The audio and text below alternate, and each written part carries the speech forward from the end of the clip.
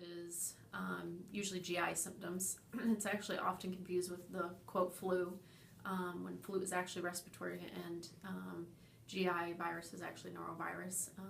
It's usually diarrhea, nausea, vomiting, can't keep anything down.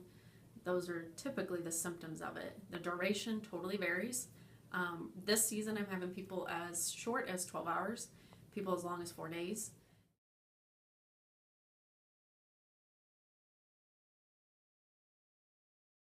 As far as infectious towards other people, that also, I generally tell my patients that you really need to stay away from people as long as you have the symptoms 24, and I give them a guidance of 24 hours after your symptoms resolve up to. Anytime you have a fever, stay away from people for 24 hours because you can have a fever and then the fever go away, especially if you're taking Tylenol. So I don't go based off fevers. I kind of go off fevers and symptoms. As long as you're afebrile and asymptomatic for 24 hours, then you can be around people.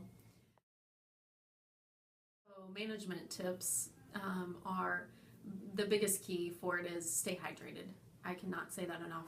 Hydration, water's great. The best thing is the Gatorades, Powerades, the electrolytes, because you lose those with diarrhea, nausea, vomiting. But if you feel like eating, the best things are, even though evidence doesn't prove the brat diet, that's what we kind of all recommend because that's usually what is tolerated and it helps stop diarrhea typically. So the brat diet is bananas, rice, applesauce, toast. I always tell my patients, try not to eat butter on your toast. I know it sounds terrible, but it'll help you get through this faster. And that's the key.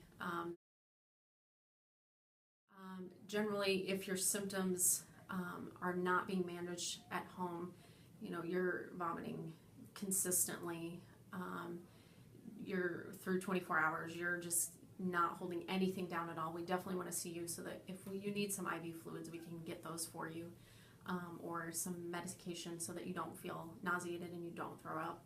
I recommend calling us first because, again, we have healthy people in here seeing us and sick people, and we'd rather not spread these viruses to our healthy patients either.